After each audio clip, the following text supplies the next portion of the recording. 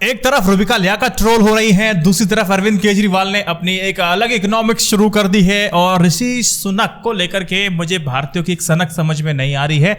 आज सारे दोगलापन की बात करने जा रहा हूं। शुरुआत में रूबिका लियाकत से करूंगा। रूबिका लियाकत जी हाल ही के दिनों में अभी दीपोत्सव, नरेंद्र मोदी जी उस इवेंट में जाते हैं और एक प्रोग्राम में क्लिप जो है वो वायरल सोशल मीडिया पे हो रहा है, जिसमें रूबिका लियाकत दीपोत्सव के दौरान कवर करते हुए जब एक सीढ़ी से नीचे उतरने की कोशिश करती हैं, उनका पैर फिसल जाता है और उनके मुंह से तात्कालिक वही निकलता है जो बचपन से आप करते आए, बोले या अल्लाह ने मुझे बचा लिया, गिरने से बचा लिया। फिर अगले ही क्षण वो कहती हैं कि मुझे राम ने बचा लिया, भगवान राम ने बचा लिया। इसको लेके वो लगातार ट्रोल होती रही। बोले देखिए इनको कितना बड़ा डर है कि इनको राम तक का नाम लेना पड़ा। देखिए इसमें मुझे कोई समस्या नहीं लगती है। हाँ, अमूमन अल्लाह ने बचा लिया, भगवान ने बचा लिया, तो ये शब्द हम समानांतर तौर पर समझ सकते हैं। कोई भी व्यक्ति यह कहता कि राम की जगह भगवान का नाम लेता, लेकिन हाँ, वो जो शो था वो दीपोत्सव था, अयोध्या में था और दीपोत्सव था और भगवान राम से जुड़ी सारी बातें वहां चल रही थी, तो भगवान राम का नाम लिया तो उसमें मुझे कोई गलत नहीं लगा। तो कई सारे लोग उनको ट्रोल करने लगे कि आपने जबरदस्ती भगवान राम का नाम लिया है, तो उसमें मुझे कोई गलत नहीं लगा। लिया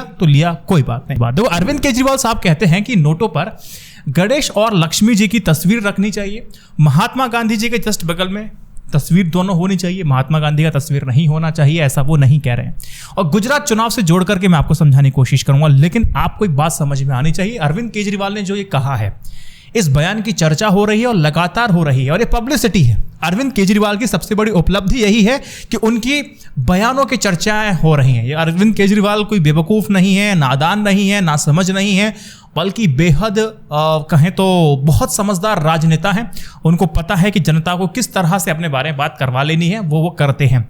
और ये बात बिल्कुल समझ लीजिए, अरविंद केजरीवाल अगर सत्ता में आ जाते हैं या प्रधानमंत्री भी बन जाते हैं तो वो नोट पर ना ही भगवान लक्ष्मी की, ना भगवान गणेश जी और माता लक्ष्मी जी की तस्वीर भी नहीं लगा सकते हैं। कई सारे लोग कह रहे हैं कि भारत को हिंदू राष्ट्र थोड़ी ना है कि आप किसी एक धर्म के भगवान की तस्वीर आप लगा सको। बात उनकी भी सही है, अपने अपने तौर पर सही है, लेकिन अरविंद केजरीवाल का तो भैया एक ही मकसद है कि भाई कैसी मुझे लाइमलाइट मिले।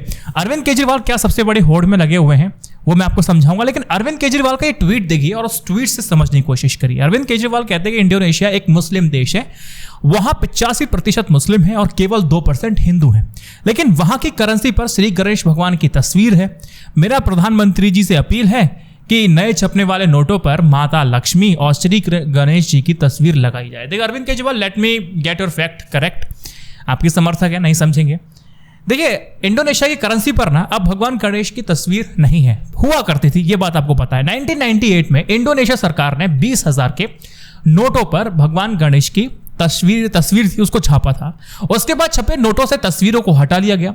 इंडोनेशिया सरकार ने आधिकारिक तौर पर 6 धर्मों को मान्यता दी है और भारत में ऐसा नहीं है। भारत एक सेक्युलर देश है, आपको पता है।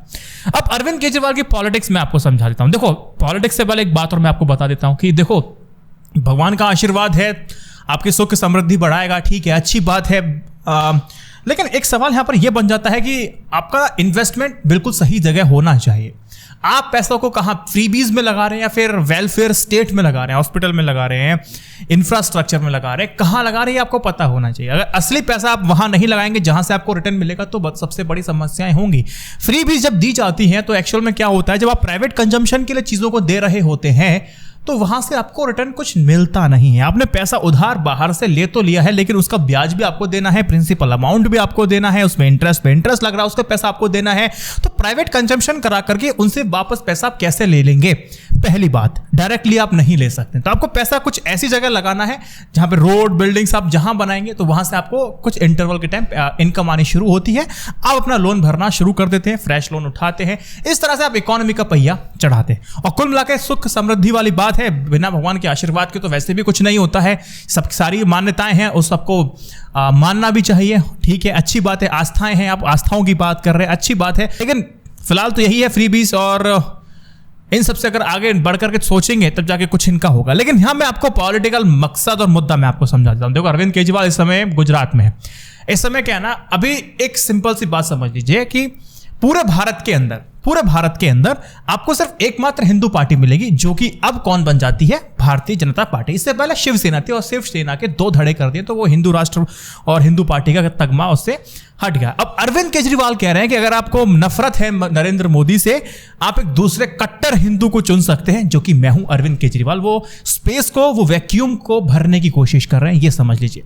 गुजरात विधानसभा चुनाव का माहौल बनने के बाद से अरविंद केजरीवाल का हिंदुत्व लगातार सुर्खियों में रहा है। मैं सबसे बड़ा हिंदूवादी व्यक्ति हूं, ये सब साबित करने की कोशिश लगातार की जा रही है।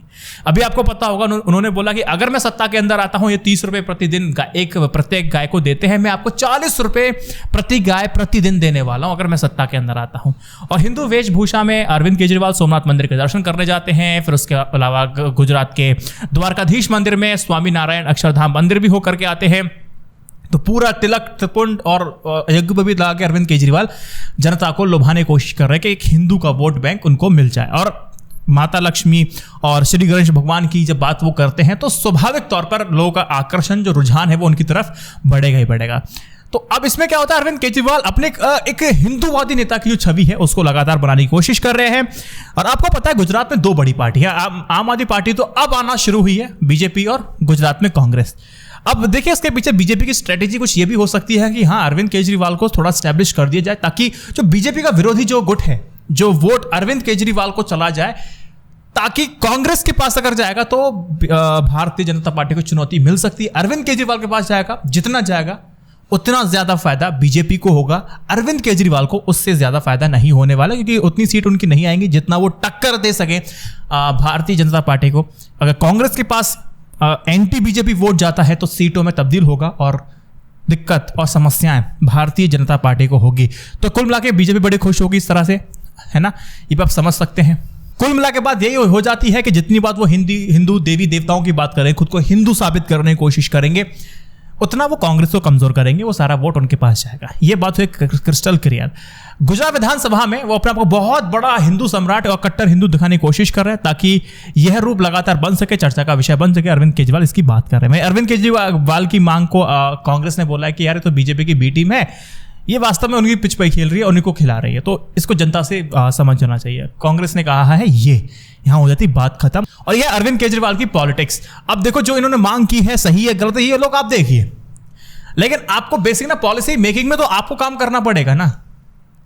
पॉलिसी मेकिंग में आपको सही हृदय से, सही बुद्धि से, सही चित्त से, सही मन से आपको काम करना पड़ेगा, तब जाकर के भगवान, अगर आप तब जाकर भगवान का आशीर्वाद फलीभूत होगा। मैं आपको एक इतिहास की एक बात बताता हूं कि अकबर ने भी अपने कार्यकाल में ना एक भगवान राम का सिक्का चलाया था, कॉइन चलाया था, सेकुलर था अकबर, तो मैंने अपने वीडियो में बताया हुआ है। ऐसे अरविंद केजरीवाल मांग कर रहे हैं कि भगवान गणेश जी की और माता लक्ष्मी जी की जो मूर्ति है, तस्वीर है, वो नोटों पे होनी चाहिए। देखो मुझे क्या लगता है पक्के तौर पर ये तस्वीर और नोट पे नहीं होनी चाहिए। क्यों? इसके पीछे एक वाजिब वजह है। इस नोट को लेकर न जाने हम कितने गंदे काम भी करते हैं, रिश्वत देते भी हैं, शराब, मतलब तमाम चीजें आपको का इस्तेमाल आप करते हैं, अच्छी से अच्छी जगह करेंगे, लेकिन सबसे ज्यादा दुरुपयोग इसमें भी होगा। किसी से हत्या करवानी है, किसी को हत्या देनी, तो भगवान के नोटों का आदान प्रदान करेंगे तो एक प्रकार से ना गरिमा का, मुझे लगता है गरिमापूर्ण फैसला नहीं होने वाला है। कुल मिला के बात यह है। और दूसरी बात, जो लोग कह रहे हैं कि भारत को हिंदू राष्ट्र थोड़ी ना, कि जब एक पर्टिकुलर देवी देवताओं का फोटो आप छाप देंगे उसके अंदर। और आपको क्या लगता है मुझे कमेंट सेक्शन में बताना। लेकिन बात चलते चलते मैं करना चाहूंगा ऋषि सुनक की। देखिए ऋषि सुनक प्रधानमंत्री बन जाते हैं ब्रिटेन के, अच्छी बात है, बहुत अच्छी बात है, प्रधानमंत्री बन जाते हैं। निश्चित तौर पर भारतीयों के लिए खुशी का एक सबब है। जिस देश ने हमें गुलाम बनाया उस देश का प्रधानमंत्री बन जाना। चर्चिल ये कहते थे कि देशवासियों को किसी बात की तमीज नहीं है, इनको हम पावर देके चले जाएंगे, फिर से कुछ नहीं कर पाएंगे, नहीं चला सकते, सत्ता नहीं चला सकते हैं ये।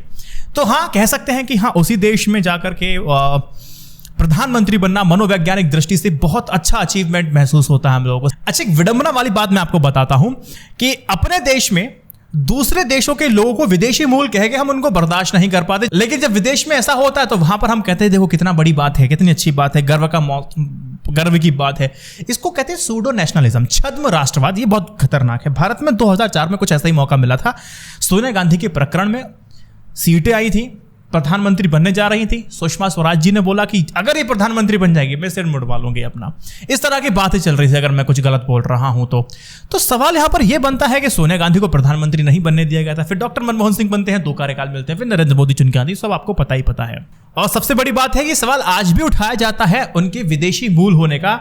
इटली चले जाइए, संबित पात्रा को मैं लगातार देखा होगा, भाजपा के प्रवक्ता इसकी हमेशा से बात करते हैं तो लोग विदेशी हैं। अरे साहब एक बात बताइए कि 4 दशक तक भारतीय की एक पत्नी रही, बहू बन करके देश में रहने वाली महिला को हम विदेशी ही मानते हैं, संवैधानिक रूप से उनके अधिकारों को हम स्वीकार नहीं कर पाते, नहीं पचा पाते हैं, और जब दूसरे देश जब ऐसा करता है तो हम अपना झंडा बुलंद कर पाते हैं। देखिए बहुत सारा दोगलापन हमारे भारतीयों के अंदर है। विदेशियों में भारतीय मूल की उपलब्धियों पर इतराने वाले, एक बात बताइए, अगर आप पंजाब में किसी गैर सिख को अगर आप मुख्यमंत्री बनाएंगे तो क्या आपके राज्य के लोग मान लेंगे? अगर आप महाराष्ट्र में जाएंगे, अगर वहां पर किसी नॉन मराठी व्यक्ति को बना देंगे, कोई हिंदी वाले व्यक्ति को अगर मुख्यमंत्री बना देंगे, क्या आप लोग पचा पाएंगे? अरे मैं कह रहा हूं पूरे सदर्न पार्ट में चले जाइए, बंगाल चले जाइए, महाराष्ट्र चले जाइए, तेलंगाना चले जाइए, आंध्र प्रदेश चले जाइए, नॉर्थ ईस्ट में चले जाइए, आप किसी हिंदी समुदाय के व्यक्ति को बना सकते हैं मुख्यमंत्री, क्या आप लोग पचा पाएंगे?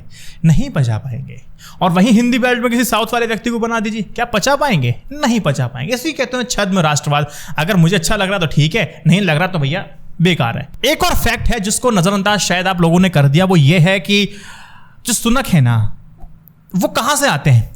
इस बात को जानबूझकर नजरअंदाज शायद आप लोग नहीं कर रहे होंगे, लेकिन आपको पता होना चाहिए कि सुनक के दादा दादी ना ब्रिटिश भारत में पैदा हुए थे और इस समय वह स्थान पाकिस्तान के पंजाब प्रांत के गुजरानवाला में है। इसलिए ब्रिटेन के नए प्रधानमंत्री भारतीय और एक पाकिस्तानी दोनों मूल के माने जा सकते हैं। लेकिन हाँ, आप कह सकते हैं कि पाकिस्तान में इस तरह के पटाखे तो नहीं फूट रहे हैं और ना वहां पे इसकी चर्चाएं हो रही हैं। हाँ, आप कह सकते हैं कि हाँ, वो सांप्रदायिक मानसिकता जो भारत के अंदर काम कर रही है, वही सांप्रदायिकता मानसिकता पाकिस्तान में काम कर रही है। फैक्ट आपको पता होगा, यही होगा। अब सवाल यहाँ पर यह है ना कि देखो, यही होता है सूडो नेशनलिज्म, छद्म राष्ट्रवाद। अपने देश में कई सदियों से रहने वाले मूल व्यक्ति पर हम प्रश्न खड़े करते हैं और वहीं विदेशों में बसे अपने मूल के लोगों पर, उपलब्धियों पर हम गौरवान्वित महसूस करते हैं। ये मेरे और आपके दोगलापन को दिखाता है। तो आपका इस विषय पे भी क्या सोचना है, मुझे आप बता सकते हैं। 3 बातें 3 तरीके से मैंने आपको कर दी हैं, कसौटी के तर्क तक में ले जाने की कोशिश की है। अगर आपको पसंद है इस वीडियो को 3 व्हाट्सएप ग्रुप पर शेयर कीजिएगा। जय Hind, Vande Mataram, stay updated, stay educated, सत्य पे जयते।